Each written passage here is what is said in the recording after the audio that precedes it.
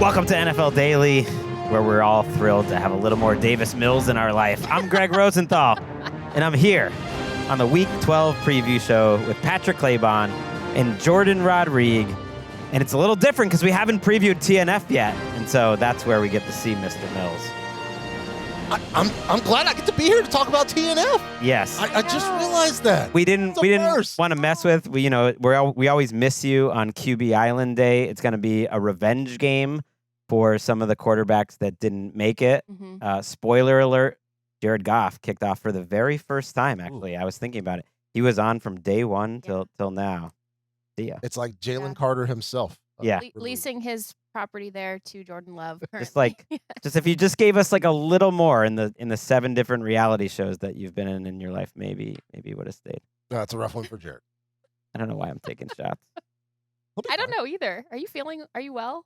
I'm so well. Feeling good? Greg's doing great. And you know who else is doing great? Mm-hmm. People who get a chance to watch Thursday Night Football, as I get a chance to talk about Thursday Night Football on this program for the first time this season. The Buffalo Bills are 6-point favorites on the road at Houston, taking on Davis Mills, Gregg Rosenthal. Yes. And the Houston Texans. Legacy. And, they're great defense, and great defense is still something that's important. It's like vegetables, which Al Michaels does not eat. He and Kirk Herbstreit are on the call.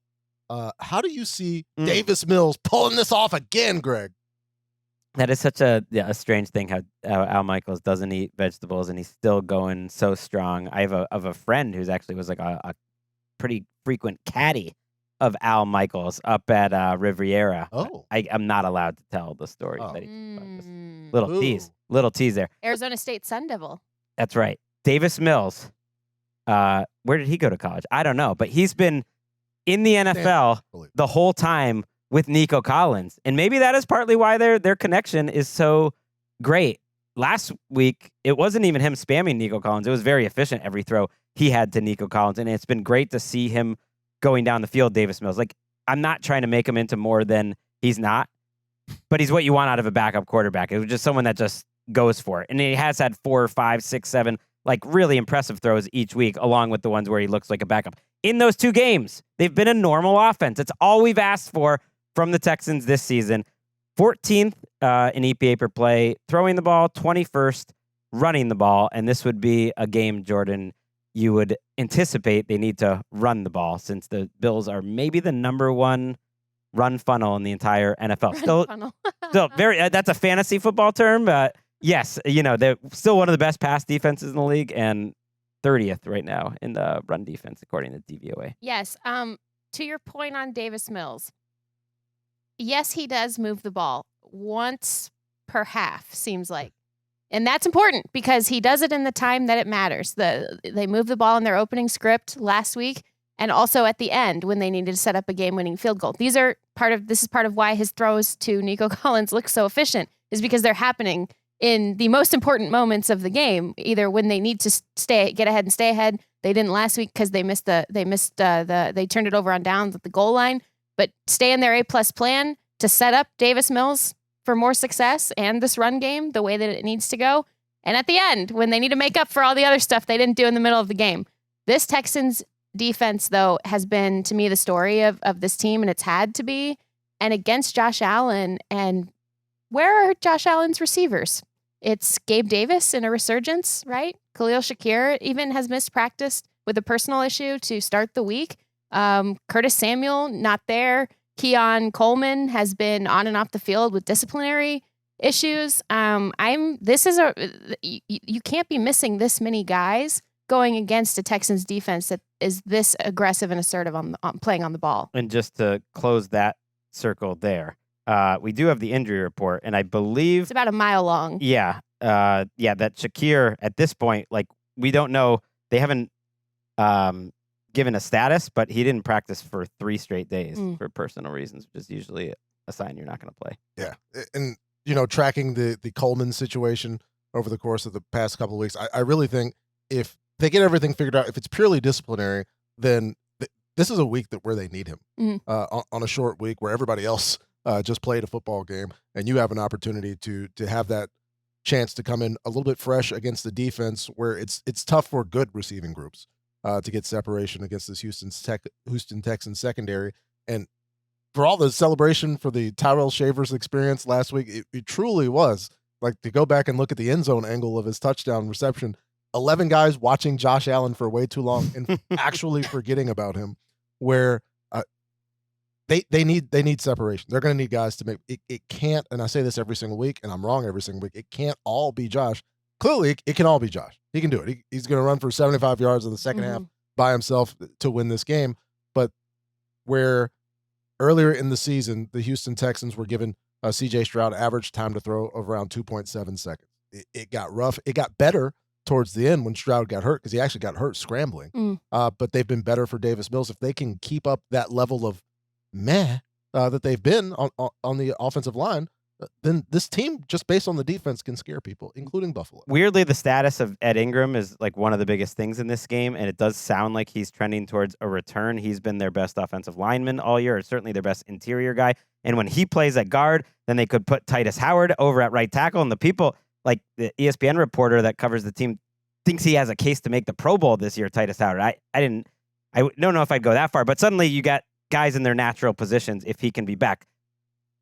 I was wrong about Shakir. He is not listed anymore. I mean, he missed the practice, but they're not giving him a game designation, which indicates that they think he's going to play. Curtis Samuel is out. Dalton Kincaid is out. And yeah, it's crazy to think that Gabe Davis, who was cut earlier this year and has been, coming off of an injury, is going to be this big a part of the team. But he kind of matters. Like, when they needed a fourth down to help win that game, it was Gabe Davis. When Josh was looking for a guy on a scramble, it was Gabe Davis. I do wonder, though, this matchup, it's a great Thursday night game to me, because Bills offense versus Texan defense is as good as a matchup as you could possibly have. And last year, if you forgot, and I sort of did, Josh Allen freaked out against the Texans. He went 9 for 30 in that game.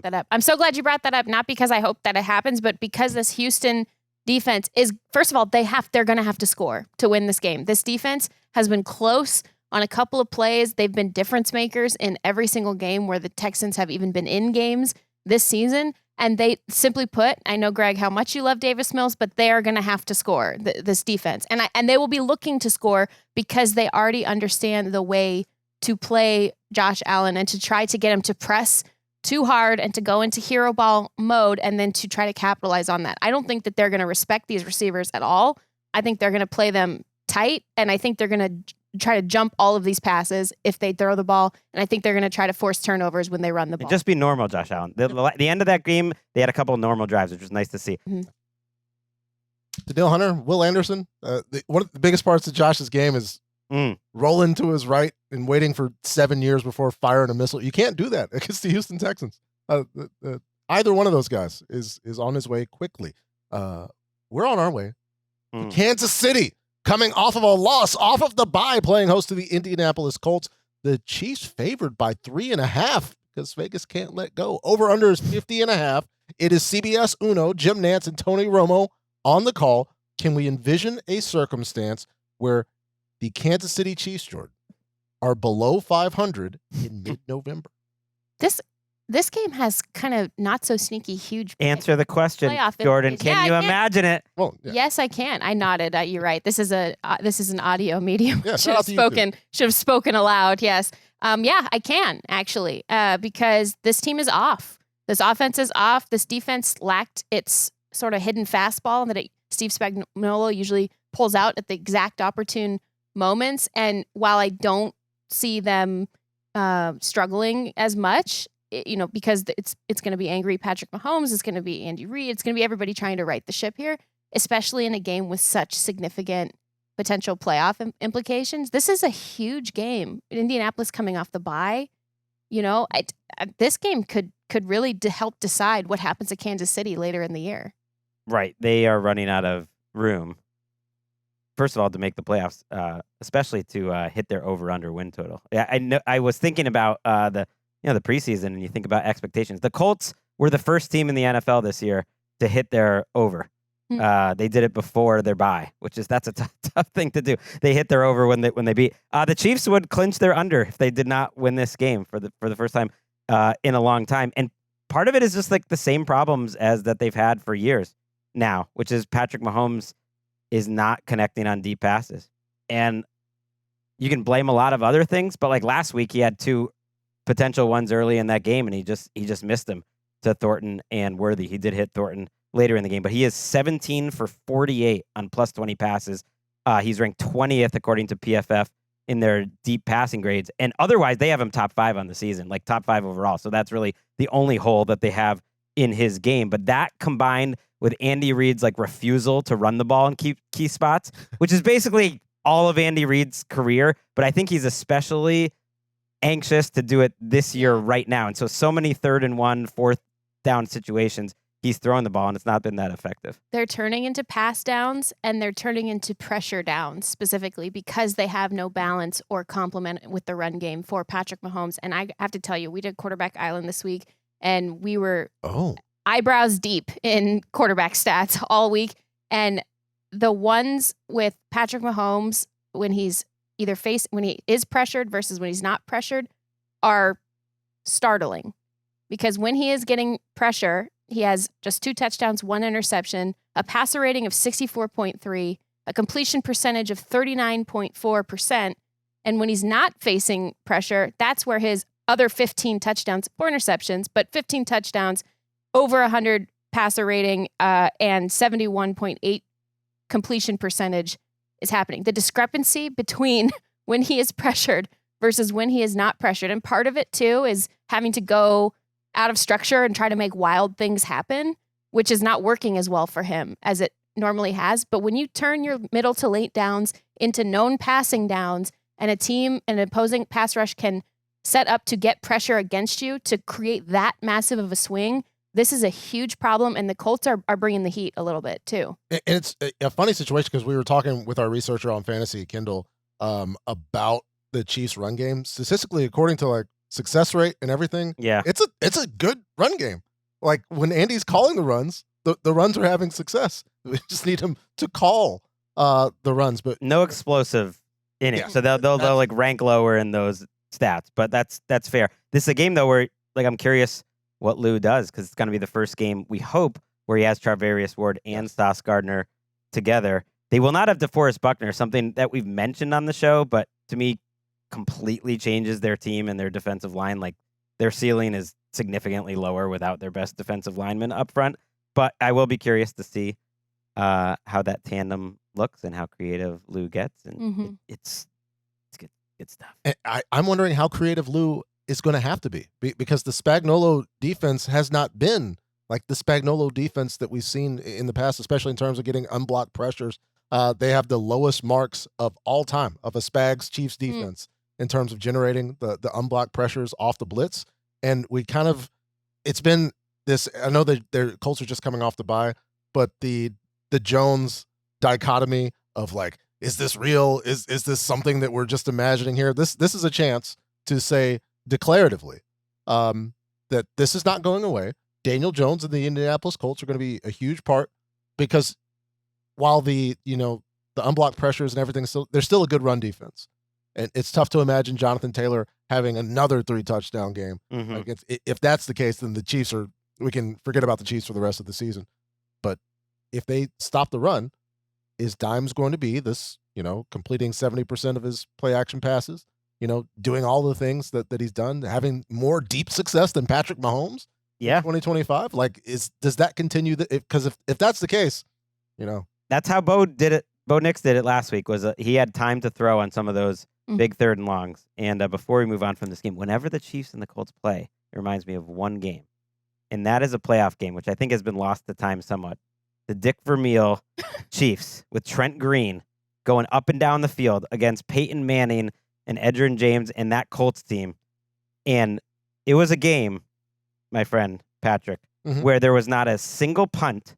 There was not a single stop other than one Priest Holmes fumble in a day where he had over 200 yards and 3 touchdowns. Peyton Manning put up 38 points on only 7 drives. It was just pure offense. The drives took too long apparently so that they couldn't, but basically each team scored every single time except for one Priest Holmes fumble. And that was the difference of just Hall of Famers back and forth in the divisional round. So shout out Trent Green. Yes. He was more entertaining as a player than as a broadcaster. Wow.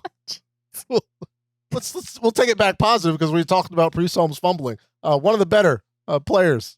That's not. Well, I said he got over 200 yards and 3 touchdowns in that game, so you can't really fault him. Yeah, but shout it's out, just one fumble. Yeah. Such a cool name too. Also, love that. Yeah, good old Priest Holmes. 9, or is it JJ McCarthy? On the road, taking on the Green Bay Packers, Vikings-Packers, where Green Bay is favored by 6.5 points. It is Joe Davis and G-Reg on the call. Greg, we saw a rough game from J.J. McCarthy. He's a young quarterback. Can you envision a circumstance where he comes back, they beat the division rival, and we feel so much better about him 7 days from now? Yes, because he's in such a great situation, but that's also why I think the panic has been so over the top, especially in Minnesota, where I feel like some of the fan base is just like, well, this isn't going to happen. And it's a little early for that, for sure. Okay, they've been through some stuff, though, in history, Greg. So, I get it. It's a little early for that, but it's also not like a normal rookie quarterback situation. First of all, he's a second-year player. Second, like, there's so many good things around him. There are open receivers. There has been a good running game for him, actually, since he's come in, and the defense is playing well. So it's possible because we've seen the high ceiling plays, and yet, man, he's had a brutal schedule, and I think they have the Seahawks next. So it's just like it's only going to get harder, and it'll be fascinating to see, like, to me, if the Packers defense can be that defense that we thought they were going to be. They haven't quite been like the shutdown defense that we thought, and this would be an opportunity to be that defense. Well, I just think, yes, and I also think about the Micah Parsons variable, significant, looming against a player like J.J. McCarthy, who's trying to get some positive reps under him. They're trying to build some good habits and develop some good traits. They're trying to give him some confidence too. And Kevin O'Connell has been talking about where J.J. McCarthy needs to develop the entire year, including in the summer and the fall, early fall. And I think that we forgot just kind of how specific that they've been, talking about adding strength, a little bit more torque, feeling where a little touch on the ball, feeling where plays can be made, seeing the field really well. I think these are all things that obviously they want to continue to try to get him to develop in, and they've been very clear about this the entire time. It's just weird, though, in week 11 to be talking about how he needs to improve his fundamentals, like still at the podium. Yeah, it is weird. That's what I was just about to say, is like the fact that they said it all year and then it was quiet for a minute and now it's suddenly resurfaced is like, okay, so how's that going, right? So what's that process? What does that process look like and how's that going? And you just know that Jeff Hafley and this Packers defense is going to want to get the worst version, the Fritz out version of J.J. McCarthy to emerge in this game. And I think they've got the players to do it. They do. And they've been solid against the run. I know we joke about revenge games, but Aaron Jones clearly has a big impact on this team and the offense and the way that KOC can use him, where not to necessarily hide J.J. McCarthy, but to just have maybe a little, just maybe more of the passing game becomes horizontal instead of vertical. I think Aaron Jones could be a big part of that against the Packers defense. That, as you mentioned, Jeff Hafley having these guys in such good coverage positions so many times. Considering the way that the passing game specifically is going right now, maybe dial it back a little bit against Green Bay. Yeah, and I was hoping maybe Jaden Reed could come back this week. They opened up his practice window, but he's not practicing on Wednesday, so there's no real reason to think he'll be back. And it's been interesting to see Matthew Golden's coming off the shoulder injury, but fourth in snaps among the receivers. I think they need to build their offense around like throwing the ball and Christian Watson. I think like Watson and Dobbs. This is going to be the first week of Dobbs, Watson, yeah, and Golden. And, you know, if Reed is back, then it's like the fully Esquire operational battle station that Matt LaFleur has waited for to finally. Good luck against this Vikings team. Josh Jacobs is hurt. They're trying to get him ready to play by the end of this week, but he did have, I think it was a contusion that he banged his knee on the turf last week. And then also, I do think this is a game where they really want to try to throw the ball against a pretty tough Minnesota Vikings secondary. But Jourdan Love is also playing through a shoulder injury like he did last week, and with positive results, obviously, but it is still something to keep an eye on. Yeah, the Packers' schedule to Quarterback me is Island so member, fascinating. Yes, Jourdan Love. I wouldn't have expected you, Patrick, to have already listened to the episode, but it was big news. Jourdan Love did make it onto Quarterback Island. It came down to him and Goff somewhat towards the end. Who was the very last guy on? Now I'm forgetting. Daniel Jones. Daniel Jones. Yeah, we had to keep him on ultimately, and Love's got to make us look good here, and it's gonna be tough because if we were just looking at the schedule, like they have 5 division games left, and I know the Vikings. Like this is actually the easiest game I believe left on their schedule. They might have one Cleveland game, which is crazy to think that the Vikings would be the easiest, but they have the Vikings twice. They have an at Denver. They have a Ravens. Like there are not easy games left, so you kind of can't stumble at home against a division opponent that's hurting a little bit. Let's take a quick break.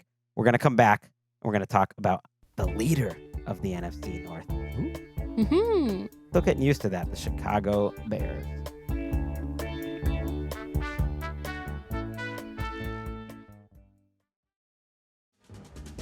Back on NFL Daily. It's all happening. I feel like this is the last normal week of the year. My parents are coming in town like on Monday, and then suddenly Thanksgiving's here.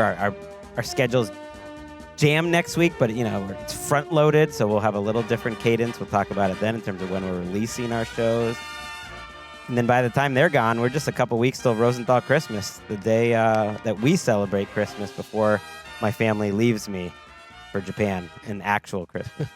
And then we all rally around Gregg as emotional support. Yeah. Just hang on to Gregg. You know what? You know what cheers me up?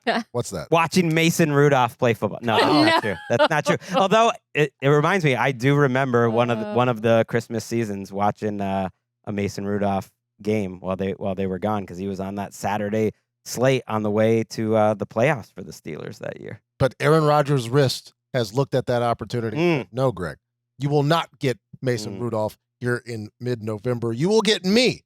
It's Aaron Rodgers is back in a place where he once claimed to be the owner against the Chicago Bears, 2.5-point favorite Chicago Bears against Aaron Rodgers and the Steelers. The over-under is 45.5. It's Ian Eagle and J.J. Watt on the call.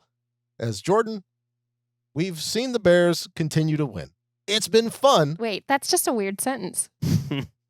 Both in conjunction like that. Yeah. I love it. I mean, I'm sorry, it just threw me. Sometimes we get a little whimsical. It's the Bears the subjects and the verbs don't always agree. Do they do it again?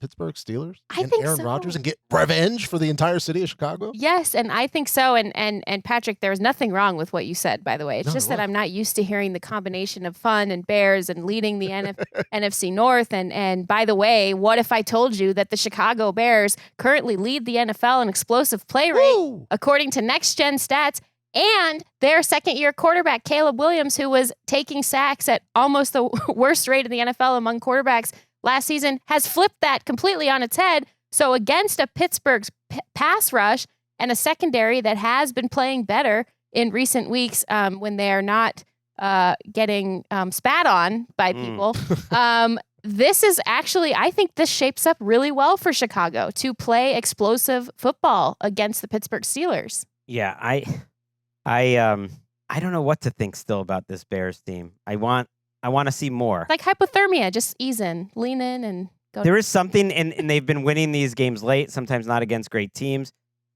I was shocked when I saw this week they are 25th right now in overall DVOA, which is my favorite just overall efficiency metric. I'm like, wow, 25th. That is surprising. Part of it is they faced the second easiest schedule in the NFL to this point. They will face the 6th hardest moving forward. This is actually one of their easier games on paper moving forward. And I agree, like my instinct would say that they have more going on. We don't know for sure, Patrick, that Aaron Rodgers is going to play, but he did say after not practicing Wednesday that, he hopes to resume on Thursday and that, safety, ability to protect himself will be, the main concern, but it's sounding a little more optimistic. I ask you this, who do you think gives the Steelers a better chance to win, Mason Rudolph or Aaron Rodgers? I think, honestly, I don't think if Mike Tomlin believed at this point that, Mason Rudolph gave them the best chance. I'm not asking who Mike Tomlin believes. I'm asking who Patrick Claybon believes. I will say Mike Tomlin is ahead of me. Greg's really on it today. In terms of football knowledge. You're asking me to choose between Aaron Rodgers and Mason Rudolph. So I'm not being unbiased here because there's a couple sides of a similar coin on that one. So yeah, I'm going to go with Aaron Rodgers. Although different in interesting ways. I wonder what that quarterback. Pretty similar, I think. I think so, but I think pretty similar, Greg. I see like Mason Rudolph getting a lot of he gets a lot of love from the God Squad, I would say, that supports certain quarterbacks. Whereas, Aaron Rodgers is kind of a heathen. So they are different in interesting ways. Let's move off that and let's listen to Mike Tomlin being asked about Jalen Ramsey and everything that happened with Ja'Marr Chase last week. I have no message if someone spits in your face. Do what comes natural. Yes. See? I He's an honest love guy. that. Oh, I love that. You know who also loves that and is going to, already was playing hard, is going to fight and die for Mike Tomlin is Jalen Ramsey. Because Jalen Ramsey always had this thing that he would say to Raheem Morris, close friend of Mike Tomlin. They've probably been on the phone a lot trying to figure out, how to get the most out of this guy in his veteran years. He always would say, I'm with you when you're right. And Mike Tomlin is demonstrating that there because Jalen Ramsey is correct in this situation. It's just crazy. We saw a first spitter early in the season. Now we've seen a second spitter. Everyone just keep it contained. Yeah, the second spitter was Ja'Marr Chase in this instance, where it's almost a sign of positivity for Ramsey that he's in that spot where reminding me of the AJ Green Jalen Ramsey matchups, or all these other matchups where things are getting itchy. The offense isn't having the success that they would like to have against the Jalen Ramsey secondary, and guys are getting frustrated. So that's a positive sign. My concern would be against this Bears offense, where Jourdan already pointed out the explosives. Mm-hmm. The Steelers have struggled with some tight ends, and I know one of those was Tucker Kraft having the Tucker Kraft game, which kind of makes the stats a little sideways here as of late. But I think, considering he was hurt at the start of the season, it's been a huge boost for this offense, the way that Colston Lovell has been playing. I think it's a big part of this game. He's looked good. And, on the other side, I mean, part of the reason I'm not sure about the Bears is their defense. That's the main reason. Yeah. And they did get Kyler Gordon at practice back this week, and they got Jalen Johnson back at practice last week. We don't know if either one of them will be activated, but that could really help out a team that is blitzing like crazy and still getting no pressure. Mm-hmm. And that's why I asked the Mason Rudolph question, because I just don't know. I do think he could unlock DK Metcalf maybe a little more. I put it this way. That's one of the saddest sentences I've ever heard. I would say, you put Mason Rudolph in, and we know who he is. He's a backup for a reason. Aaron Rodgers is one of the 2 or 3 worst starting quarterbacks to me in the NFL right now. So it wouldn't shock me if he played that he would help out. And I think Aaron Rodgers would be aware of that too. Well, they're not just not getting pressure despite blitzing like crazy. They're also not getting any quick pressure. So even sending a rushing attack that is designed to try to get quick pressure on the quarterback, they are taking forever when they actually do get pressure to hassle a quarterback. So I would think that if you're going to play Mason Rudolph, who has, pretty much everybody has a longer windup than Aaron Rodgers does at this point. But if you're going to put a quarterback in who is definitely a backup and will have a longer time to throw naturally than Aaron Rodgers, then why not? It's kind of a safer situation. Patrick is laughing at my Mason Rudolph thing. And for what it's worth, we do have a 1-to-1 comparison last week. Roller coaster segment. Where they looked similar. Rodgers looked worse, but they looked similar. Yeah. The vaunted Bengals defense. I'm saying neither one of them looked that good, to be honest. If the Bears don't win this game, though, it is crazy how the NFL, things can change fast. We're talking about how they're in first place. This is a big game for them. Win this at home, because if not, you're at Philly, at Green Bay the next 2 weeks. That's a possible 3-game losing streak right looking you in the face. But I think this is a very winnable game. Let's go to a team that did not win this past week. In fact, look rough, but they are back at home, where Jared Goff, famously an indoor cat. The Detroit Lions, 10.5-point favorites against Mike Kafka's New York Giants. Mike Kafka saying, when on the day that we're having this conversation, that Jackson Dart is progressing through the protocol. He had a non-contact practice on Wednesday. Greg, I know we enjoyed the Jameis experience of it all. Maybe limited to 1 week. Get Jackson Dart back against the Lions. I think that's good. I think that's good for Giants fans. It's good for NFL fans. If we get Jameis one more time, but that was like a perfect Jameis game. Yeah. Had a little bit of everything. That's fine.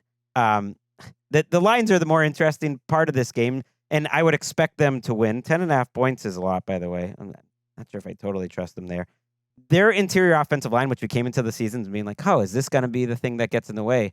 It really is starting to hit home that, this thing is the thing that might really get in the way because, Tate Ratledge is their starter. He's the guy they drafted. He was the one getting really thrown around last week. Glasgow, who's the center, has not been great in figuring out the protections. Like, this is a game when they have the ball on offense where the at least passing the ball, the Giants have the right people to give them problems. I thought Dexter Lawrence is coming off maybe his best game of the season. Yeah, I'm glad you said that because he looked very vintage Dexter Lawrence, and against this Lions interior offensive line, particularly on pass sets, this could be a huge mismatch, and we know that Jared Goff would struggle when facing specifically that type of pressure up the middle or even up the inside edges of his pocket. So for me, this Lions team has to get back to doing what we know they can do. It's just running the ball. The Giants cannot defend the run. To save their lives, they cannot defend the run. If you get into the second level of this defense at all, you're gone. And I just think that that's where some of the speed that they have, some of the yards after catch ability that they have, you don't have to make it glamorous. You don't have to make it sexy. Just short, quick yak passes and run the ball. That's all you have to do. If you're Dan Campbell, you're going to love put your little glasses on. You're going to love holding that play sheet for something like this. Pull him down a little bit. And again, like his face isn't going to be all beaten by the wind and red. And it's angry because Jalen Carter is ruining their entire evening in Philadelphia. And they get a better matchup because I know Brian Burns has had his career high in sacks, but Penei Sewell is letting pressure get to the quarterback on just 5% of his pass sets this season. And Jared Goff only completed one pass when he was pressured last week. It was a woeful golf performance. That one pass was actually the touchdown to Jamison Williams. And like there were so many, like the look from the backside on the one that was on 4th down to Jamo where he throws like a split finger fastball that hits Williams in the knee. I know that was an anomaly. Jared will be back to completing passes. It's just a question for Dexter Lawrence. Like, can you simulate a little bit of what the Eagles were able to do on the interior? Because I know they're great on the edge, but that's not where you want to attack the Lions and Goff. I'm still not that worried. At least, like big picture, like going to win a Super Bowl is going to be tough. I think playing indoors, playing at home is going to be big for them. So they really have a small margin for error to win the division. They are not outdoors again, by the way, until Week 18 at Chicago. So that's favorable for them. They're at home here for 3 straight games. I do think Sam Laporta's absence, it just changes who they are a little bit. Jamison Williams is playing fantastic, but ever since Amon-Ra made that prompt, remember he dropped the ball against the Chiefs and he was like, that's never going to happen again. I think about that every time that it happens again. It keeps happening. Yeah. It's happened in big spots. Not that, I mean, he's low on their list of concerns, but sure. Yeah. Just don't throw that out into the world. And on the other side too, you mentioned Brian Burns. There's also been a little drama locally with Abdul Carter, who's had, I would say, probably a disappointing start to his NFL career. My athletic colleague Dan Duggan reported he slept through a walkthrough, and Abdul Carter says that he missed it because he was getting treatment. Sleep is recovery, so who knows? We're right. And then he said that Mike Kafka also changed the time and that they were in communication about it, but he still did not play for the. This is a very November New York Giants story. There was still a disciplinary action taken. So, but Abdul Carter obviously took, he was very open and took ownership for all of that, regardless of the circumstances. But it's just, you really wish we had so much high expectations coming into the season about the collective of this defensive line, including not expecting Dexter Lawrence to kind of have some of the ebbs and flows that he seems to have had coming off a great game. And the combination of Carter and Burns, it was so exciting, and it just has not come to life. A lot of it, they're playing from behind. They're not really able to rush the passer, I think, as much as they would like. But I would really just like to see what the future or the plan might be for this group. And Shane Bowen's coaching for his job. So you got to put it together now. I'm concerned on the offensive side because so much of the Dart success was in the RPO and the straight up quarterback run game. In fact, I'm pretty sure he got hurt on a play where the tackle and the guard pull and they're coming around, they're running the ball successfully, but he didn't protect the football or himself on that play. And considering how much of the day ball of it all it was, where you have a quarterback and a coach, where the coach would like to maintain his job and his employment, and most of it was based on having offensive success with the quarterback, where now I don't know if Mike Kafka is going to be utilizing Jackson Dart. No, I bet ownership has told them, and I think they've kind of talked about it publicly too. Well, it's been like leaked out there, like subtly, not so subtly, about like, oh, we're showing him plays where he can be safer now. Like the timing of it is sending a strong message to Mike Kafka. So, like, what does rookie Jackson Dart look like when he's not running the ball? Because if you take those plays away, it was a rough situation, especially against a good Lions defense. That's why I still think my Lions Super Bowl pick has a shot, because it's a balanced team. Which, by the way, for fantasy people out there, might have noticed the highest percentage ever of Jahmyr Gibbs snaps last. Yeah. So that Coach Dan Campbell pressing the Gibbs button a little more. Sorry, Montgomery. One goes up, yes. And the other goes down. Also, a similar situation because he ran more routes than Amon-Ra. And so not as much chance to drop those passes. To a team the Lions distrominated earlier this season, the Baltimore Ravens are 13.5-point favorites. Oh, boy. Against the Jets, and AG has made the quarterback switch. It is Tyrod Taylor starting. Andrew Catalon, Charles Davis, Jason McCourty are there on the call. Jourdan, what would you like to say about the 2025 Jets? Well, Tyrod Taylor time. Also, what could go wrong? What is it? 13.5-point favorite, Patrick? How is that making you feel right now? I feel probably better than Justin Fields here in this. Said that on Monday, talked to both of those guys, talked to the team on Monday, so Tyrod will be our starter. Why did you decide to make that move? Because I wanted to. Thank you, Aaron. I have enjoyed our weekly segment, Aaron Glenn Gets Weird When Asked About Quarterback.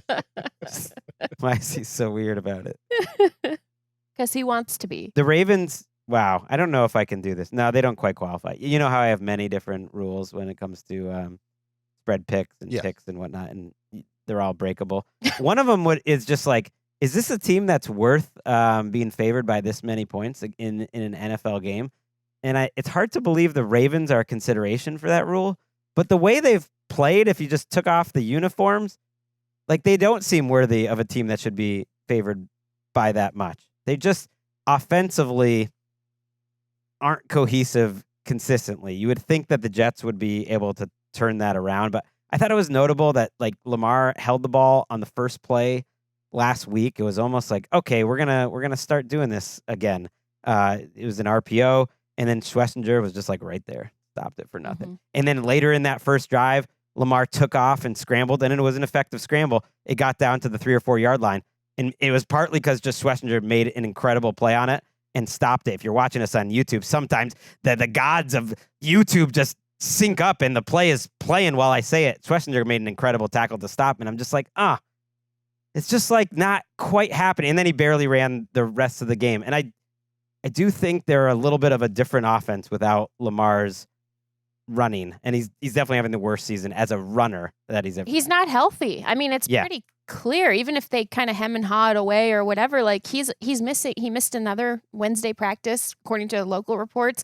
There, obviously, we're recording during that time, so I don't know what the update on that is from John Harbaugh. Did it last week too, so I guess that's becoming a weekly thing. Yeah, and he's not feeling fully healthy, and so that's where I think this becomes dangerous, because if teams, now this is the Jets, but overall, if teams start to key on the fact that they're have less dimension to their offense and a huge element of danger is taken away from it, it makes them easier to plan for. And I think for the Jets, they could use a game like that. I thought their defense looked better.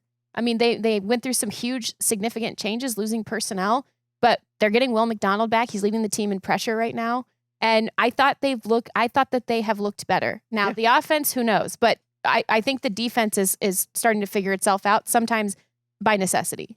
Try to help, I think. Yeah, it'll calm down things a little bit. And, he trusts his eyes a little bit more than Fields is right now at this point in the season. And, I'm confident in Ravens edge rusher Kyle Hamilton being able Nose tackle Kyle Hamilton. to provide a little bit of opposition for the defense. But over on the offensive side, obviously, you're concerned about Lamar and his health. But I think you could take a version of 2018 Lamar out of a lab, and he would still struggle to scramble with what's going on in front of him on the offensive line, where not only the multiple times was Myles Garrett lost last week in the protections, but it seems like every single week where there's a stunt and Rosengarten and Falele are having all sorts of miscommunication about where they're going and how they're going to pick it up.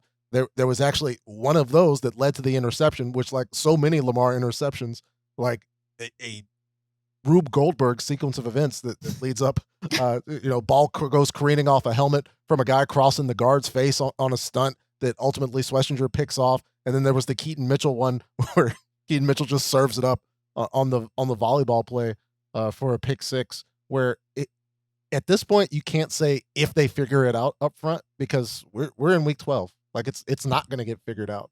And that's why Harbaugh is saying, like, it's not in Lamar's best interest to practice today. Like that's why Lamar is not practicing, because there's a lot of him not to because these guys need to practice at this point.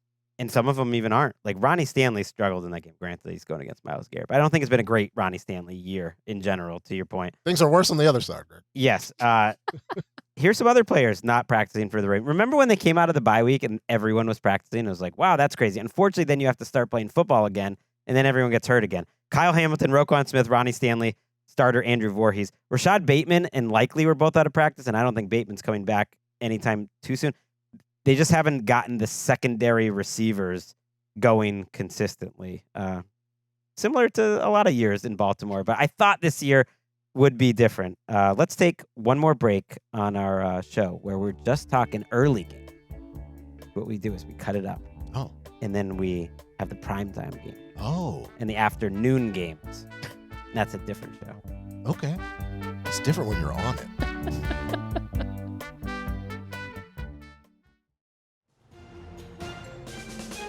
We are back on NFL Daily. Steve called you out for all of the hand gestures. I remember. I was there. You It was hit him on the multiple show. times. I like to wave the note cards around. I'm feeling bad because I'm spying this next game, which before the season, if you heard there was an 8.5-point spread on a Bengals Patriots game, you would not think it's going for the visitors, the Patriots. But I'm feeling bad because I see that Trent Green is on the call and I besmirched his integrity earlier. And then you bring it up again to kick him one more time. Oh, no. But underrated player is kind of what I wanted to get to, okay. is those offenses were explosive and is a great what if, because as great as the Kurt Warner story was, I always think of Trent Green just watching that and thinking, that could have been me. He was the quarterback for you young listeners out there for that greatest show on turf team. Got hurt in the preseason. Kurt Warner took over and Trent Green still got it done on the Chiefs. And if you want a little insight into what, that sequence of events and how it played out means to Kurt, listen to his Hall of Fame intro, where Trent Green was up there as a part of the folks inducting Kurt into the Pro Football Hall of Fame. Yes, Trent Green is on the call, along with Kevin Harlan, as we get to find out what happens when an unstoppable force travels through the empty vacuum of space. The New England Patriots are 8.5-point favorites against the Cincinnati Bengals. 50.5 is the over-under, as the Bengals once again at the top of the biggest over-under, highest over-unders of the week, Greg. What do they do in this game against Drake Maye? Probably give up some big plays, miss a lot of tackles. I saw that score and thought, the Bengals defense actually played a little better last week. Because, the Steelers got a couple touchdowns late. One of them was on defense. I was like, okay, they competed. Then you watch that game. It was like, no, they just couldn't get off the field. It was just giving up long 15-play drives against a bad offense. I don't feel any better than I did early in the season or before the bye or anything. I'll be curious to kind of see if Kayshon Bouttie's back, if Ramondre Stevenson is back, like how they're reintegrated into the offense. But right now, this is an offense which has a lot of different parts working. And I think that's because of Drake Maye's ability in this offense to be empowered. Brian Hoyer, former Patriots backup, said he personally, like he had played in the, Shanahan system at one point. He was with the 40. He said he liked that McDaniels system because he felt like it just gave him more options of what to do at the line of scrimmage that you could really take hold of. He's an analyst now for the Patriots, and he says he really thinks Drake Maye is like year 5 of a process that you would expect, like in terms of what he's doing. And you look at one of the touchdowns last week where he changes the play before.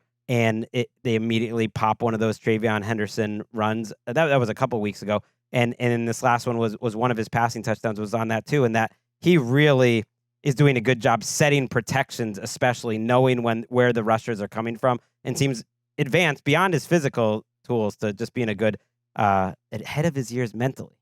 Yeah, you know what? I'm glad you brought all of that up, Greg, because it immediately flashed me back to when I get to watch them workshop some of this stuff against Minnesota's defense in joint practices over the summer.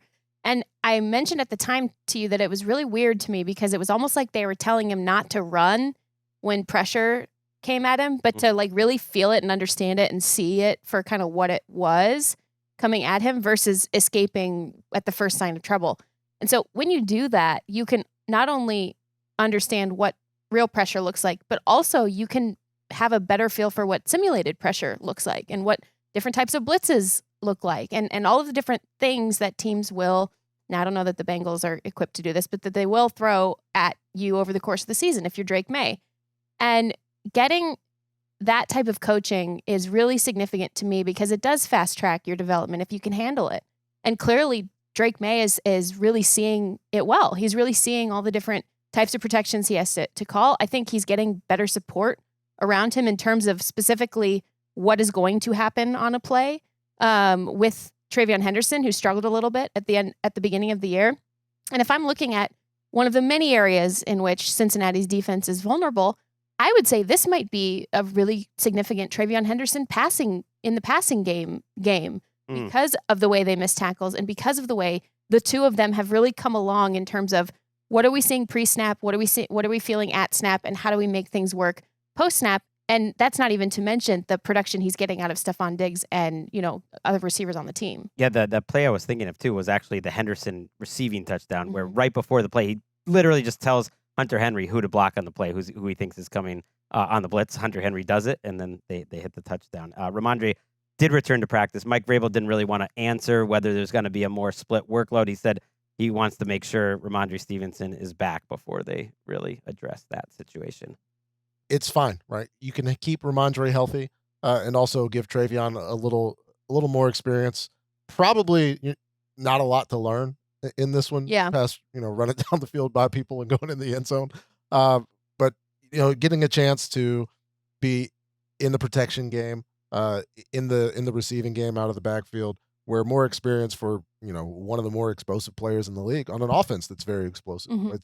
It's almost like he was, held there just in the right moment when they needed him in that game against the Bucs, hit those home runs, and now here they are, fully operational into a great part of the season where they're leading the division and Greg's feeling great. It's crazy. The Bengals threw a little bit of a curveball today with their injury report. Joe Flacco's limited. Joe Burrow is listed as a full participant. I've been thinking this whole time, based on the reporters, the insiders like Ian, who was essentially hinting at it, the second Burrow was activated off, IR in terms of not activated, but his practice window open, that he was targeting Thanksgiving. So it would make sense to me if he's playing on Thanksgiving, Joe Burrow, that is, that he would start maybe fully practicing this week, but just something to keep an eye on. Crazy. Could he come back even a week earlier? I would think that you wouldn't want that, honestly, because Jamar Chase is not going to be there, right? But what I am interested in, so Yoshivas, they can use him in a pinch. He is really productive when his number has been called.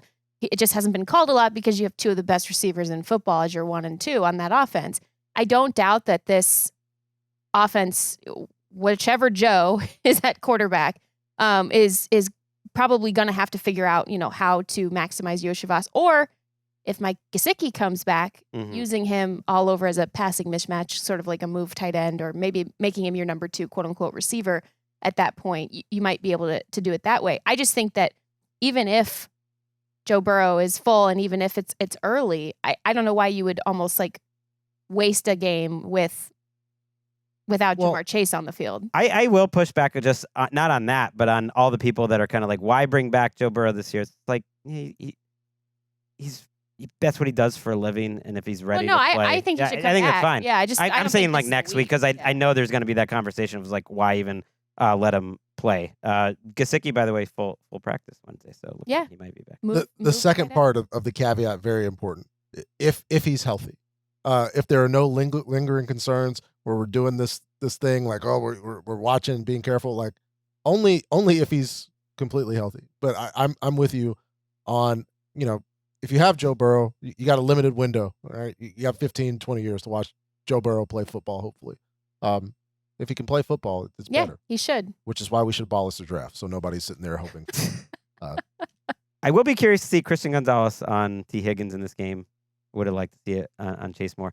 It hasn't been the best Christian Gonzalez this year. Like an incredible tackler out of nowhere, like that's where he's stood out, but hasn't been great in coverage. I would say he's coming off of an injury and hasn't been playing with like the same confidence that he had in the past. It was a hamstring too, right? Yeah. So yeah, that's gonna linger in your mind, not just your body, for a while.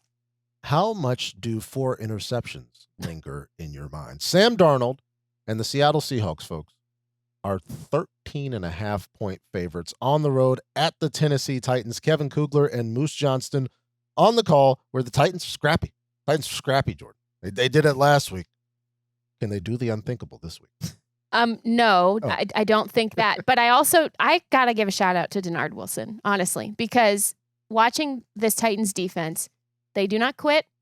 They run to the ball. They play hard.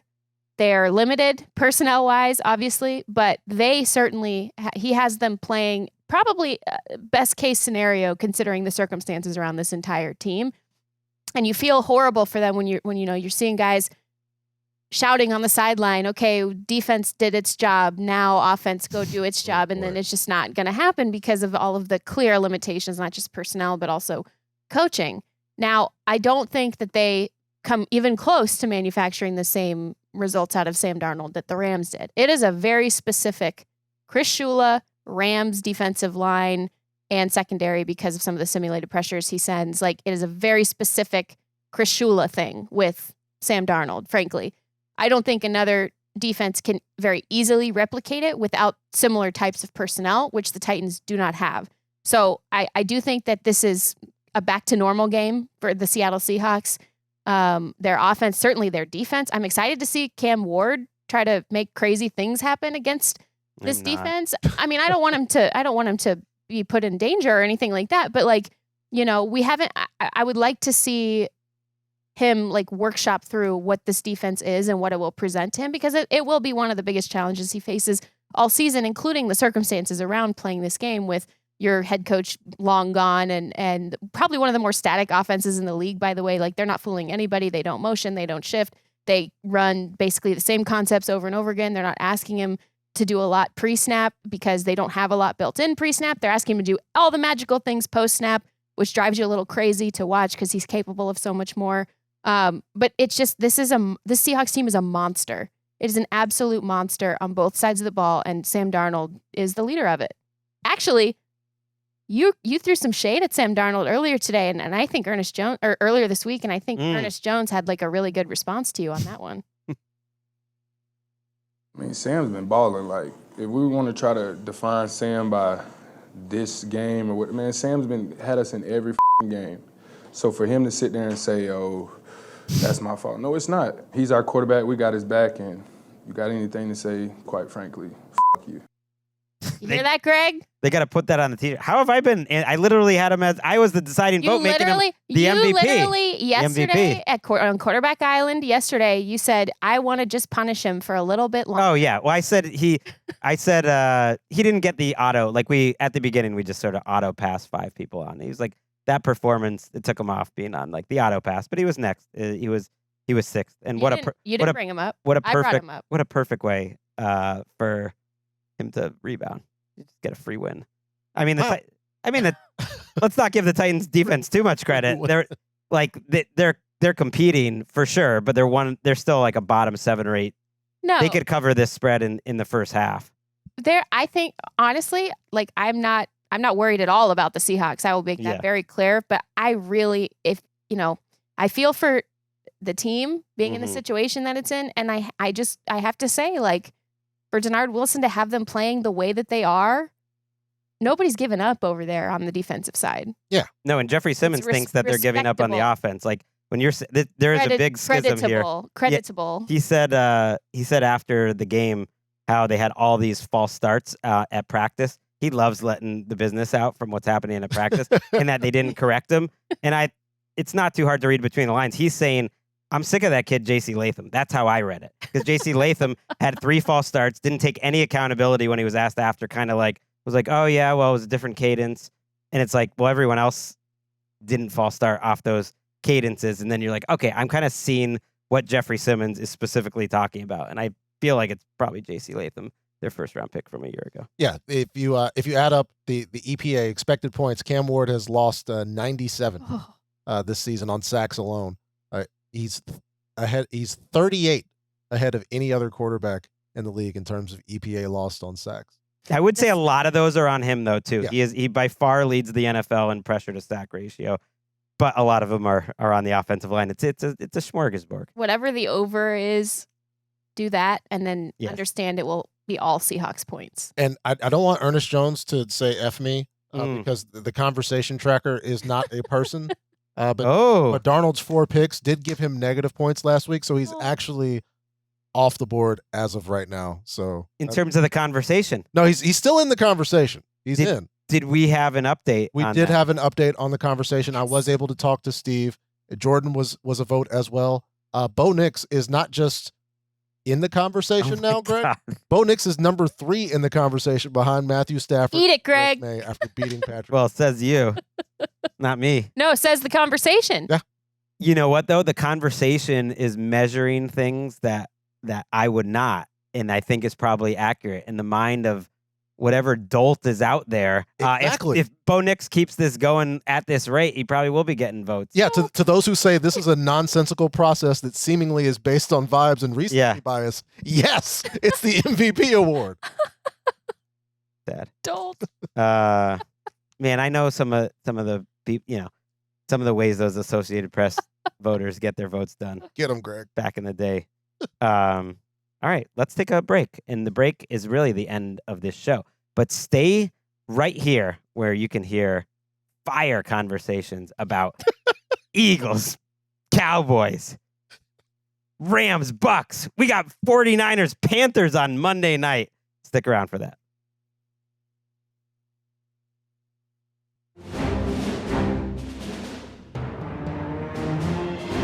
Welcome back to NFL Daily, where we're thinking about all the great points we didn't make on the first show. That's what I think about when I leave here. I was just like, oh, I had a banger on how conservative Mike McDonald is. Didn't get that one in there.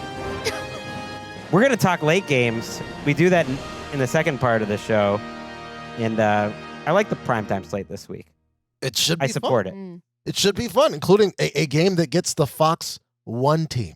It's Tom Brady at AT&T Stadium with Kevin Burkhardt up there with him. The Philadelphia Eagles are back against the Dallas Cowboys, where they are a 3-point favorite. Quinnen Williams, DeMarvion Overshawn. The defense looked better. Greg, it was against the Raiders. They look better against the Philadelphia Eagles. Yes, because the Eagles' offense is not it. And I know this is an easier matchup for them, and they're going to play better, and it's indoors. All that will help, of course. But I do think it's worth noting, like, Quinnen Williams could be a force multiplier there where their run defense could immediately get respectable. I went back and watched some of those Overshown snaps. He looked pretty good. So that's adding 2 important players. You're healthier on the back end with, Deron Bland's been back for a few weeks now, but you get your high pick, Siobhan Ravel is in the mix too. It's pretty deep up front. I just haven't ruled out this Cowboys team, and maybe it's wishful thinking, being frisky. That's it. And they're basically in primetime. I know this is not primetime. This is, the standalone game at 4:25. But between Thanksgiving and primetime, they're basically in primetime for the next 5 weeks. So get ready for a lot of Cowboys. If you thought we hadn't had enough Cowboys this year, more Cowboys. Yeah, and they the only solution is more Cowboys. But I feel like they're hoping that you just didn't watch them the entire previous part of the year, although the offense probably feels good about the body of work that it's before. But yeah, yes, it was against the Raiders, but when you kind of watch that defense in a vacuum, the pieces made sense.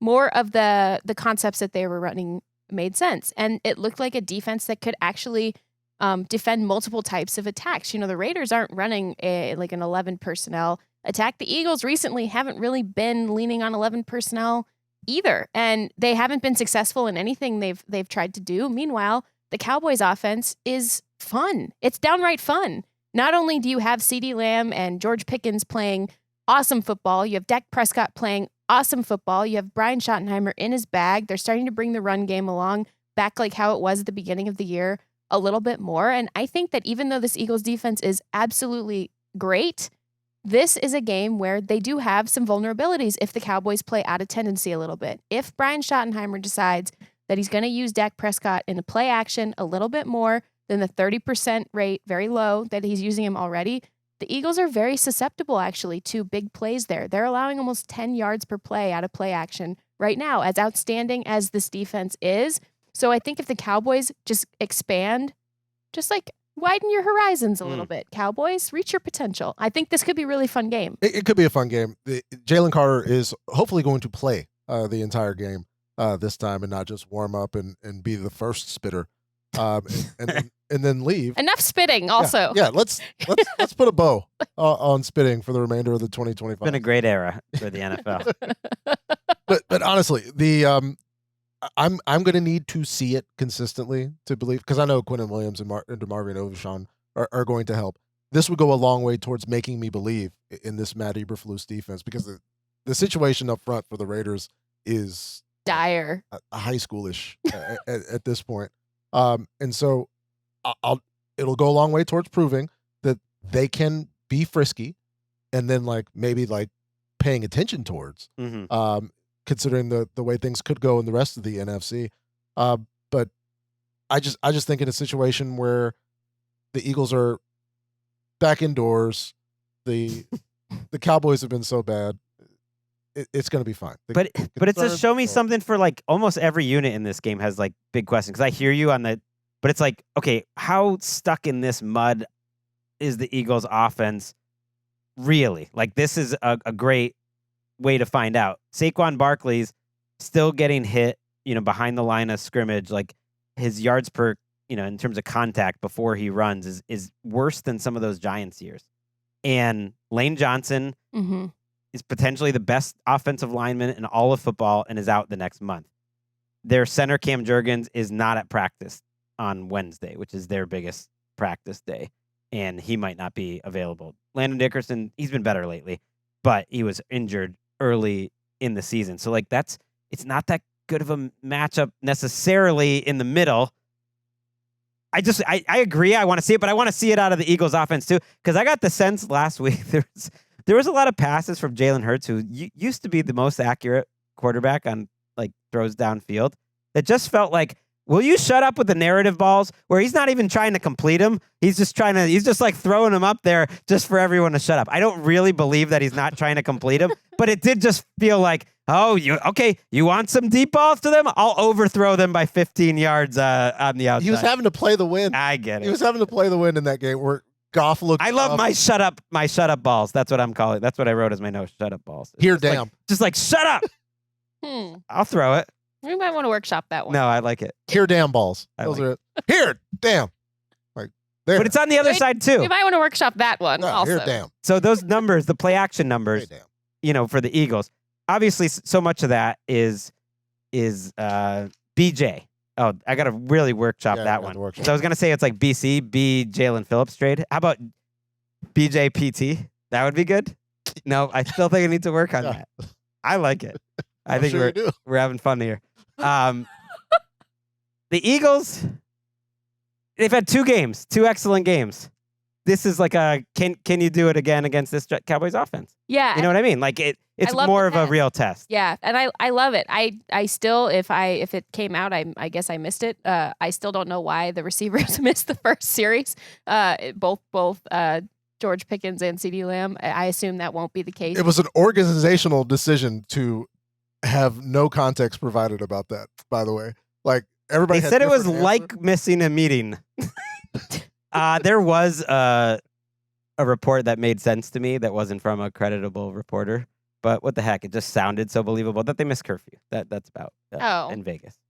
Oh, in Vegas. Okay. Well, It happened.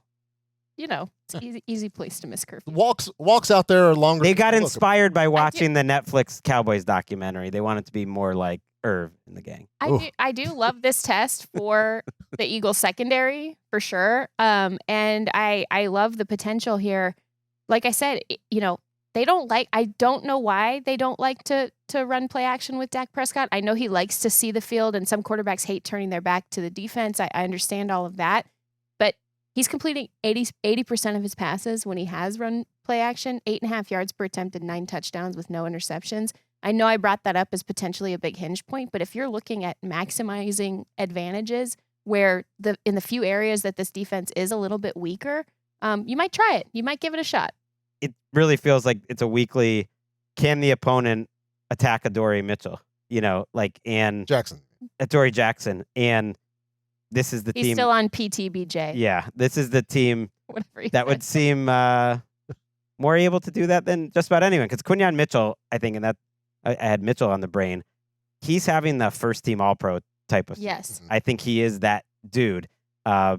But hell, George Pickens right now has more yards than CeeDee Lamb on the season. Even when they've played together, he has more yards.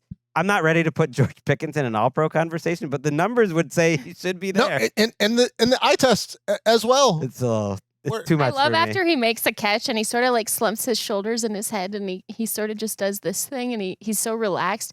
I saw someone, a Rams fan that I know really well. I follow her on social media, and she said every play that he makes looks like it was initially a mistake, or it's like but it's just it's magical. Like the way it's just like, no, he's not supposed to be there right now. Oh my God, yeah, he is. He's Rick Vaughn. He's effectively wild. If you're a guy in the secondary and you're running towards George Pickens, like when he cut 17 yards towards the middle of the field, you're like, what is he gonna do? And sometimes it looks hilarious. Anything can happen. You know what the last month has been justice for? Those of us who had J-Mo and George Pickens, 1 and 2 on their 20 whatever year that was receiver list, finally vindicated. Yeah. Let's go.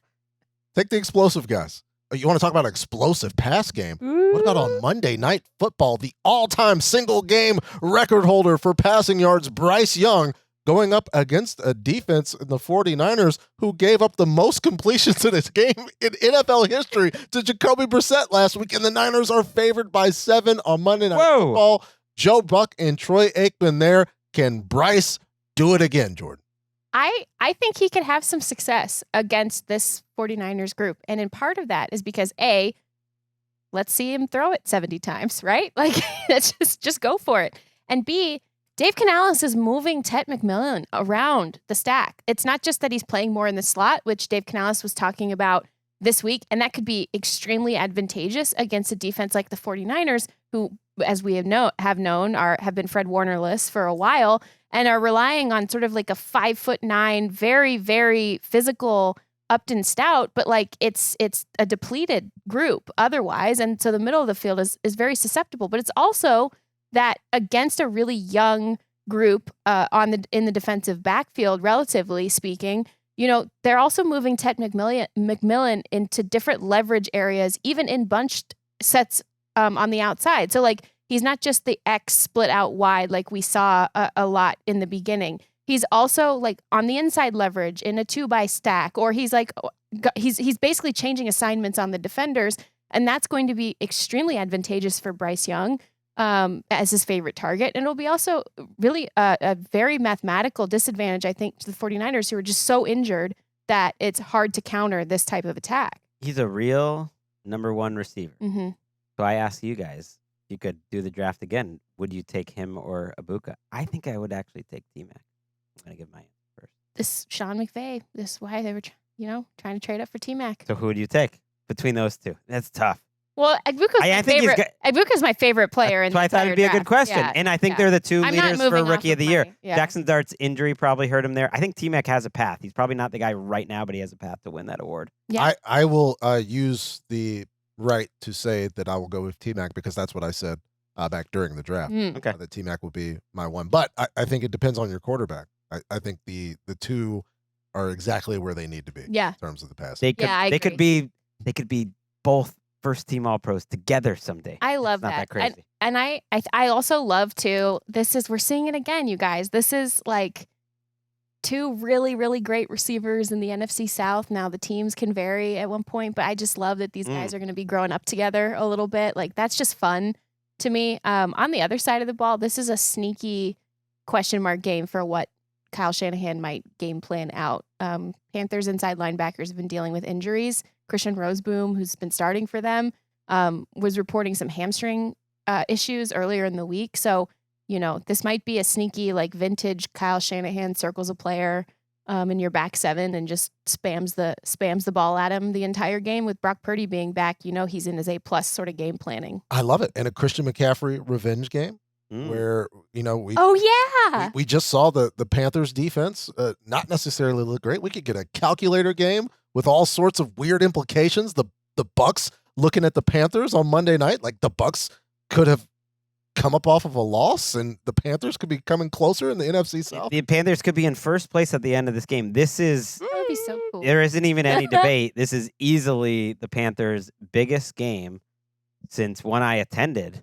Maybe Jourdan Rodrigue was there as well, which was Cam Newton's last playoff loss when he went to New Orleans. They lost to Alvin Kamara and Mark Ingram's, and he put up about 350 and 3 touchdowns and lost. And it was like Christian and receivers who I actually don't remember their names. And I don't mean that disrespectfully, but it was like, I remember Ron Rivera had made T-shirts sort of making light of it because they sounded like a law firm, the group of receivers that Cam had, which was a repeated issue there, by the way. And it's an issue we don't need to go down that road. That Bryce Young had for 2 years. And I was thinking about it last week when Jalen Coker caught some of those fastballs from Bryce Young. One was on like a very difficult catch that he made over the middle to keep a drive going. I was thinking, like, Coker really matters. They love Jalen Coker. He really matters for this offense to give them another receiver. I know he's been healthy now for a few weeks, but he's coming into it. And then on the 49ers side, look, with their schedule, this is a huge game. It should go without saying in terms of the NFC wildcard race,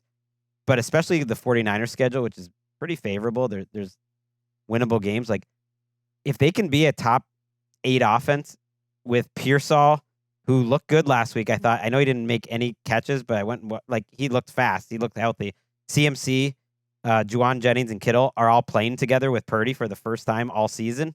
Purdy kind of got a perfect warm-up game where he's just got whatever kinks out and they put up a 40 burger. Like, there's a pretty easy path for them winning 11 or 12 games and being like a 6 seed. It's crazy. They're fully operational. So glad to have you back in our lives, 49ers. Elsewhere in the division, the Los Angeles Rams are going to welcome back one of their own. Baker Mayfield is coming back to SoFi Stadium on Sunday Night Football, where the Rams are favored by 6.5 points, Greg. Mike Tirico and Chris Collinsworth on the call. Rams fresh off of that big win against the Seahawks. How do you think they'll look against Baker and the Bucs?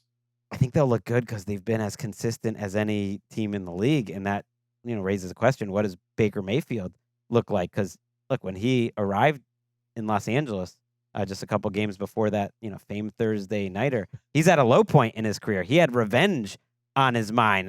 He just got cut. He's gonna have revenge on his mind this week too, because he just got cut off of quarterback island. By me. Let's hear from Baker. No.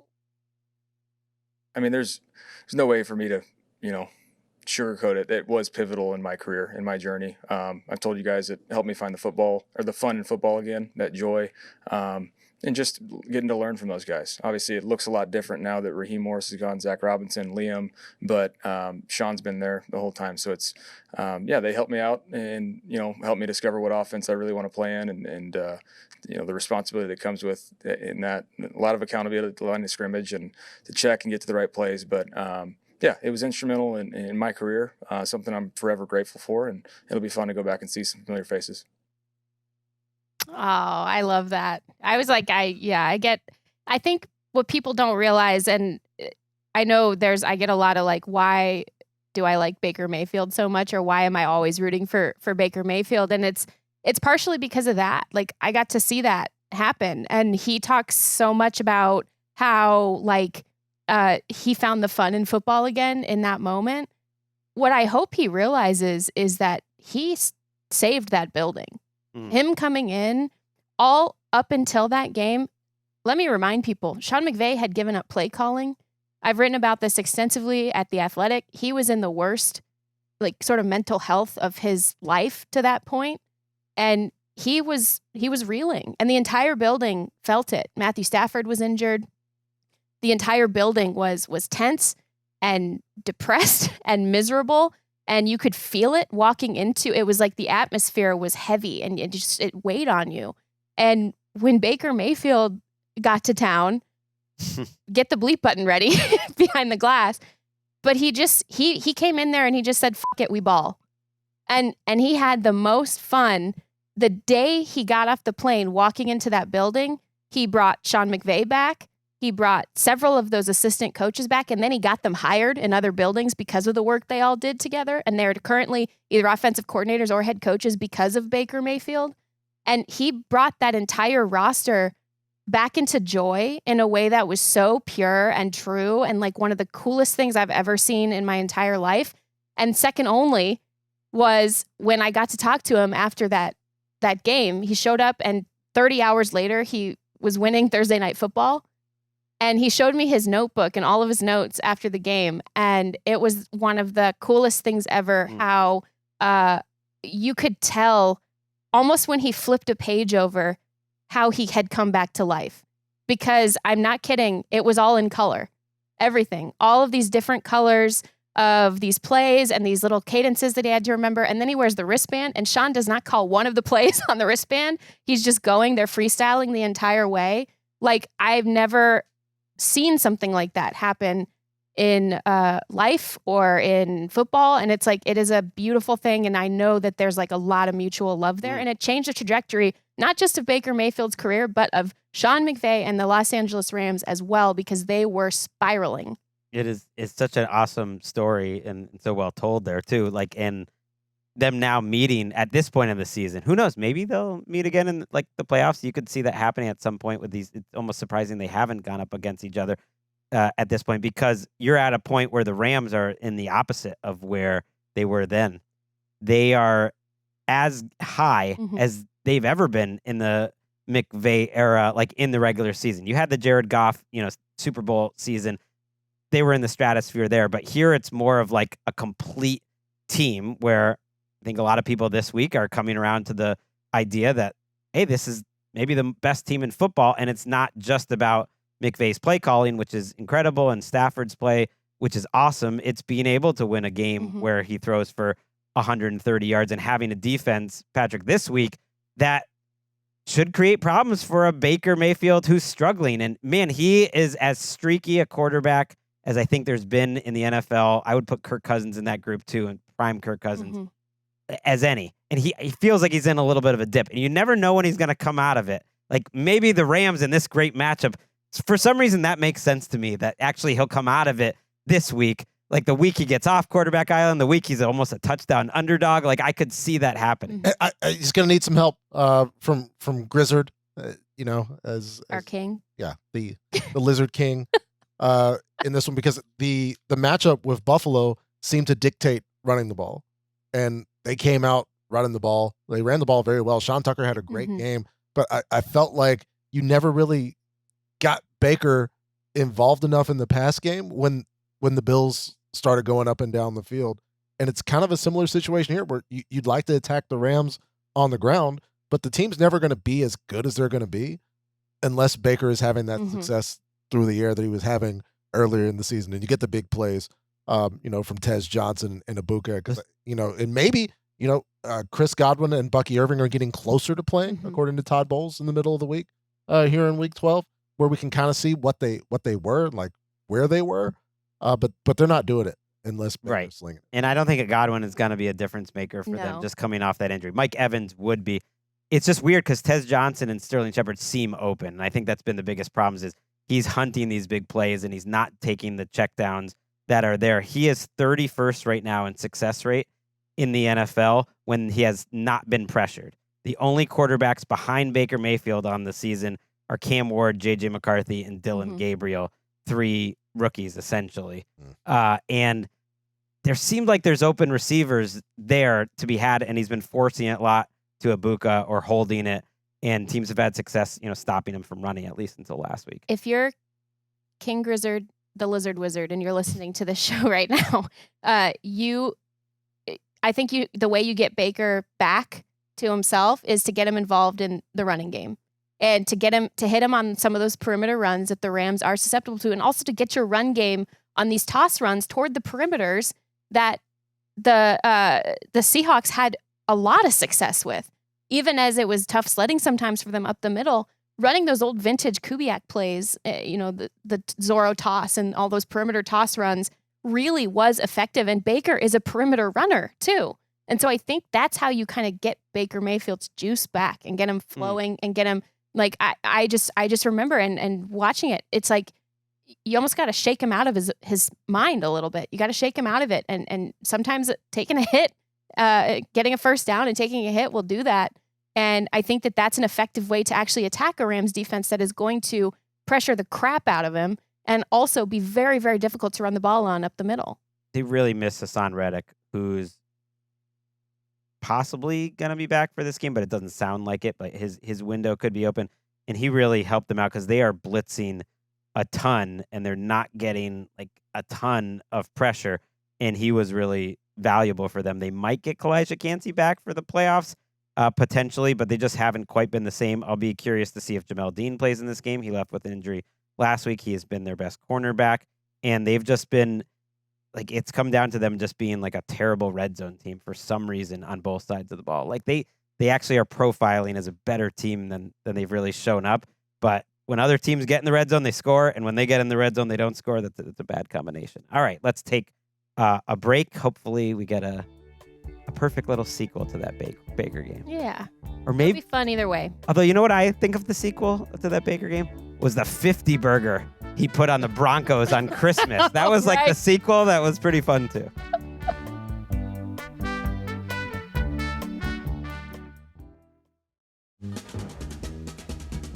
Back on NFL Daily. Jourdan is here. Patrick is here. Yes. The Claymates are going crazy everywhere. Claybon bonds. The Claybon bonds. Claybon event. No, the Claymates won the contest of the Patrick Claybon fan club. How have you heard that the meetings have been going lately of the Claybon Vivant? Claymates? Well, I think people are deranged that they would associate themselves with me. Anyway, I know they're having to bounce back. It was too much yelling for me in last week in general. But we got no more early rise, wake up and watch. That's true. We're done with NFL the international slate. So that particular part of the bit is dead. Yes. I may yell. Emphasis on bit, by the way, listeners. Thank you. Thank you. Cross that off, and Patrick really loves international football. But I also love football here in Los Estados Unidos, where the Jacksonville Jaguars, who I thought, hey, it's over. The Chargers are going to go over to Jacksonville. No, they did not. Liam Cohen and the squad said no, and they are 2.5-point favorites against, again, the NFL's all-time single game completions record holder, Jacoby Brissett. Jourdan, what does he have in store for us this week? The over-under is 47.5. Spiro Ditas and Adam Archuleta on the call. Man, it's just hard to trust the Cardinals by about the halfway point of any season, really. If the Jaguars can run the ball the way that they did last week, there is no shot for Arizona in this game, because they were just, it was a very depleted offensive line by the Chargers. I will say, while they are not from the same coaching family per se, there's some similarities in the type of matchup-based zone coverages that Jesse Minter likes to play and the matchup-based zone coverages that Jonathan Gannon likes to play. Liam Cohen and his group and just took the teeth completely out of that defense, and they're feeling themselves right now. And yet, I don't have any particular faith that the Jaguars will, because this running game, usually we talk about like a quarterback's inconsistent or like their running game is inconsistent. If you watch like 5 games this year, 5 certain games, they look like one of the best, coolest groups in the league. And the other 5, they've stunk. Messy fun. Right. And this is weirdly kind of the prove it game, I think, for the Jaguars. Because I think I can totally imagine them losing this game. If you're going to be a real serious team, if you're going to make the playoffs, essentially, this game is a game that you can and should win. And so I just want to see it. Like, I'm not sure it's going to happen. I probably am going to take the Cardinals. I don't know why. Yeah, I'm not sure why either, Greg. Because it just doesn't make sense. Because the Cardinals shouldn't be 3-7. They're not this bad. No, they're not. But they've gotten worse. And yet they are. It's true. They have gotten a lot worse. Mac Wilson went to IR, and it got to the point where even you, Greg, were thinking the Seahawks had figured out the run game because they were playing the Arizona Cardinals and they're good on defense. But no, like that was just not the case. And then Christian McCaffrey's having his best yards per carry performance of the season. And so, like, either those two teams suddenly got much better at running the ball, or the Cardinals are just fallen off the map on defense and not having a guy who's been good in pass coverage as well with the run fits. He's the team captain. He's making the calls as well, where it's having a whole lot of impact. Where I'm watching the way that, and we'll see if Bashal Tutin is able to play in this game. But both him and Etienne, you could throw Trev in there. If the Jags can run the ball against you, that's the spot. So, like, if they're going to win any games, I would take them to win this one. Man, you know what was kind of cool was watching that game last week, and Bashal Tutin came out swinging. Like, he looked like a steam engine immediately, and it almost was like, Etienne was like, okay, hold my beer. Like, I'm going to, and become really this dominant 1-2 punch. And I loved it. I thought it was cool. You could see them like a true 2-back system. You could see them almost feeding off of each other's success prior to the injury. I hope he plays. I'm in the Tutin hive, as we know. You were honking. The Tutin hive was loud and enjoying it, and not happy when Etienne came like back into the game, and then Tutin got hurt. I think. What? You just wanted all Tutin all the time. I wanted everyone to be successful. You were just like, lean on Tutin. We don't need any of this. Did you hear Etienne Patrick stuff. just now? Did Greg do that thing where he just made up something that like? You were wanting him to carry the load. They're both limited. So that's a good sign. He's already limited. Pick him up. I do think he's a good pickup. I noticed he's available in both my kids' leagues. So I was like, Tutin. I think they're both startable. In this game. Yes. If you have them both, if you've got like a handcuff situation, you've got Tutin in the event that Etienne goes down, go ahead and put them both in your lineup this week, especially with all the buys. So I was watching that game. If you're Tutin, get to scooting. I was watching that game last week, and Walter Nolan had another good game, and I'm thinking, Calais Campbell's playing pretty well, and Josh Sweat's out there. They put a lot into this defense, and you're right, they're not stopping the run. It's just why I feel like at some point they should win some games. Maybe they'll get back Trey Benson. Probably not this week, but he might come back. Jacoby Brissett, despite all the eyeball, like, he looks like he's playing well, and he's setting records. He's 29th out of 33 qualifiers in QBR. There's like a million different stats, but in QBR, which does penalize you quite a bit for not being able to run, which he can't, and the turnovers that he's had, which have happened. He's actually been significantly worse than Kyler Murray. And he will not. Worth pointing out. He will not have Marvin Harrison Jr. back for another week after the appendix surgery of 2 weeks ago. Shout out Michael Wilson. Yes. For highly productive, yet no touchdown. Yeah, the 7th highest scoring fantasy game of all time by a receiver that didn't have a touchdown. It's got to be the top by a receiver who's definitely not the best athlete in his own family. The Cardinals have been in his own marriage, hemorrhaging running backs all year too. DeMarco's now banged up. This team is struggling. They're struggling. Would you guys like to talk about 2 struggling football teams? Yeah, I would. The Cleveland Browns are playing the Las Vegas Raiders, and the Raiders are favored by 3.5 points. What? Over under. I'm taking that. It's 36.5. Tom McCarthy and Ross Tucker are on the call. As Greg, there are clearly, people in Las Vegas who have confidence with the Raiders, do you? I do not. I am doing a first, which is, we do our segments with Cynthia against the spread. It went 3-0 last week, 7 straight winning weeks. I'm previewing one of my picks here. Let's go Browns and Shadur Sanders plus 3.5. Let's listen to Shadur. I know our fans have a lot of expectations and hope, and I would be doing a disservice to myself and disservice to the organization if I didn't feel like I am the guy. All right, he believes in himself. He was a very jovial press conference. I watched a chunk of it. He always seems happy to be there, which I appreciate. Obviously, my pick is not about Shadur Sanders. It's partly about that I don't think the passing game is going to be demonstrably different with him and Dylan Gabriel. Like, he might take more sacks. He might have a couple more big plays. It's not going to be good. It would be surprising if it was good, even against the Raiders. It's just that we have literally the number one defense, according to DVOA in the NFL, playing for one of those teams, and they're the underdogs in this game, so I just feel better about that team. Yeah, I agree. And I think, too, the things that even the Raiders are, like, I don't want to even say doing well, because nothing is going well. They look completely incompetent in every single phase. But the thing that does work when things work is Brock Bowers and using more 12 personnel. Well, hey, the Cleveland Browns are perfectly built to defend dynamic tight ends, especially across the middle of the field, because they have an absolute freak in rookie linebacker Carson Schwessinger, who you brought up earlier, making plays. Like, this is such a bad matchup, even with the struggles on offense that the Browns have been going through. Such a bad matchup if you're the Raiders, because this defense can just absolutely smother you, and to win this game, they should score, and I think they will score. I misspoke, by the way. They're 5th in total efficiency. I think it was maybe it was against the pass. They were number 1 or something like that. Yeah, I am with you, Greg. Hopefully Cynthia doesn't pick up a game on game day view on us, because we were both taking the road dog to come in there and win. But to think about this game, and what I'll hope to talk about when we do game day view, is there was a 3rd and 1 in this game where the Raiders had 2 tight ends to the left, and the Cowboys were in zone, like to the strength of the formation on the other side. And there were no numbers, and they run a toss to Ashton Genty on 3rd and 1, and with no numbers, and he's tackled for a 4-yard loss.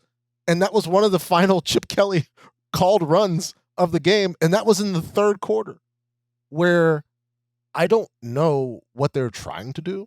I don't know what they want to do, and I don't know if they have the personnel to do what they want to do or what they're trying to do. It's bad all around. So yeah, they're not beating Cleveland. Like we talked in the earlier show about the Ravens and their issues with finding Myles Garrett, who should be like the number 1 priority. Now I'm asking this offensive line, which is even worse. And reports kind of surfacing too about offensive linemen not knowing their assignments and not knowing what the calls are. And it's just like, it's all bad. And there's also a disconnect. I was texting Greg about this. Like, we have eyeballs. We know that it would be really difficult to run the ball behind this offensive line, regardless of who you are as a running back, regardless of who you are as a coordinator to call runs.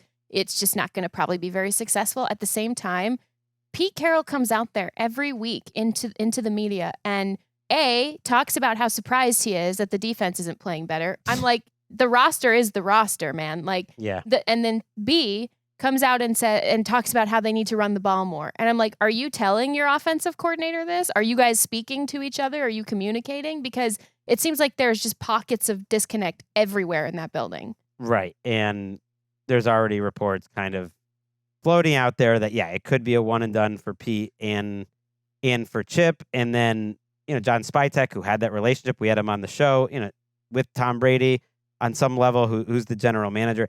His draft class, even if you look after Ashton Genty, is contributing about as little as any draft class in the entire NFL. Like, they had 2 offensive linemen they took in the 3rd round that don't play on this offensive line. Jack Besh was a 2nd-round pick who's not really playing or contributing at wide receiver. Like, Darian Porter's at cornerback, and I'm sure he'd want some of those guys to play more. You would imagine, but they're not even making it to the field. This is a a hot seat game for both the coaches. Although Kevin Stefanski is 1-0 in hot seat games this year, beating Mike McDaniel Maybe in a bloodbath. maybe a tryout of sorts for Kevin Stefanski. Ooh, that's spicy. Last thing I want to say, shout out to Evan Silva, Adam Levitan, do great work at Establish the Run. Great podcast. I was listening to them, and I thought they were underselling just a little bit how good Quinshon Judkins is. This is how good I think Quinshon Judkins is. I would take him over Ashton Genty right now if I'm doing a redraft. I think Genty is a good player, and he'll have a good career. I think Judkins is a special player. They're both in bad situations, but I think Judkins has it. Wow, that's spicy. That's very spicy. That's my take. Okay, I'm gonna disagree with the take. Not a huge thing, but it's like, yeah, I'd take him. I think he's gonna have a great career. We've got one more game. It's the Atlanta Falcons. It's the New Orleans Saints. It's one of the best rivalries in professional sports among the fan bases. The teams is, sometimes things get active there. The Saints are favored by 1.5 points. Get well soon to Michael Penix Jr., who is out for the remainder of the season with a torn ACL. Adam Amin and Drew Brees on the call, Greg. Drew Brees. Didn't mention I had his game last week. I'm going to do a segment that I think we're only going to do once, which is constructive criticism for Drew Brees. And my feedback would just be like, give us more. That's it. What do you mean, though? That's sort of meme, like go girl, give us nothing. There's like a Dua Lipa thing. My I was just like, early career Dua Lipa. But like after that meme, yeah, Dua Lipa did begin to give us more. She's a showman. So you're trying to do what that famed commenter did for Drew Brees. And you know what? I want to be fair. It was very low energy. You know how they say it's like, oh, just be yourself when you're on TV. It's like, well, not totally. You want a little more if you're low energy. I think even literally by the end of that game, I do feel bad about this. I think he was even perking up and getting more into it by the end of the game. But yeah, just give us more. And because the Saints fans are going to be watching, and that's a great fan base, but not all the Saints fans. I saw something our friend Adam sent to us. They've lost Shreveport. Shreveport's not even getting this game. That's how bad the Saints are right now. They're getting the Cowboys game, like locally, and it is like West Louisiana, which has a lot of Cowboys fans. Yeah, I know. But I don't think that's a normal thing that they're not getting Falcons Saints in the state of Louisiana. And you get closer to like Smitty's hometown when they're playing the Eagles. There is some of that. There's a lot of Cowboys fans. I get it, but you guys want to play like a very quick guessing game? Oh, okay. So we know the Falcons love to blitz a lot, right? That's their favorite thing to do, and it's a great way they're manufacturing pressure. And Tyler Shuck being the quarterback on the other side. How many passes, just put a number on it, do you think Tyler Shuck has so far completed against the blitz? 3. 6. Well, you both sold him a little short. Oh. Only 9 passes close, completed against the blitz. That feels like a lot for 2 games. Am I crazy or not a lot? Teams are blitzing him a lot. Okay. So on 22 blitzes, okay. 9 completions. So this is going to be another, hey, is this an actual data set to follow, or is this something that he can solve and figure out? That's important. I don't think he's looked bad, honestly. I don't think he's looked bad. He won't have Brandon Cooks, who is taking up a lot of the snap share. So Brandon Cooks and the Saints mutually agreed to part ways, which I know Greg had some thoughts about. I'm trying to tee Greg up on his Loomis takes here. Well, now that we're handing out constructive criticism. Look, we spent all last offseason saying the Saints cannot move forward, or last season, and actually progress as a franchise if they keep Mickey Loomis. There is no restart with Mickey Loomis, and it's gotten even worse. Like, that was one of the craziest contracts in the entire NFL. Who was bidding against them to pay Brandon Cooks like $7.5 guaranteed? Like, this was easy to see coming. I think they were able to get out of some of the guarantee. So, if someone else signed him, which we'll see. I want to see if the Tyler Shuck stuff, to be real, I like it against this defense, can carry over, because I don't know if Yeah. like a lot of it was in create mode, which was interesting. He is talented, but can he do it in more of the structure of the offense? And this is a better defense. This defense can really turn it on. Everybody has to have a good game. We were talking about Jesse Bates last week having probably one of his poorer games in recent memory, but this defense, they're getting pressure better. The rookie pass rushers that they brought in are playing really well. So I like the test for Tyler Shuck against this this Falcons defense. And on the other side of it, I mean, you know, the Saints defense kind of is what it is at this point. And we don't really know what a new era of Kirk Cousins Falcons offense is going to look like. And yeah, as Mike Triplett said, courtesy of Drew Christensen, who did tell me that they got the $2 million removed from the guarantees. But Mike Triplett reporting that they were able to save those $2 million. There's some other money. Yeah, but there was 7.8 guaranteed. When it has the ED on it, it's like they weren't really guaranteed. They still have to pay him all that. Well, and that's the thing, and which is why we should change the way we discuss guarantees, because it can't be in guarantees. If it's guaranteed, then that money is going to the player no matter what. Conditional guarantees is an oxymoron. Also, re-aggravations of injuries is another thing that I will discuss, because Michael Penix Jr. was on that report with a knee sprain, and then he's playing, and now they're saying it's partially torn. If you have a tear in your anterior cruciate ligament, you have a torn ACL. So my general question would be, did Michael Penix Jr. play games with a torn ACL? That would be my question. As he now, his season is over, and the Saints are playing in this game. So before we go, guys, since you both were at the famed final playoff game of Cameron Jarrell Newton, can you name 3 of the players that he completed passes to in that game? Kalen Clay. Wow, you got Kalen Clay. She covered the team. This isn't fair. Ted Ginn's no longer there? No. We're past the Ginn era at this point. Trying to think who the tight end is for that team. Ginn was actually playing for the Saints at the time. Wow. Christian McCaffrey. Okay. Oh, yeah. That's a good one. You got to. Jonathan Stewart?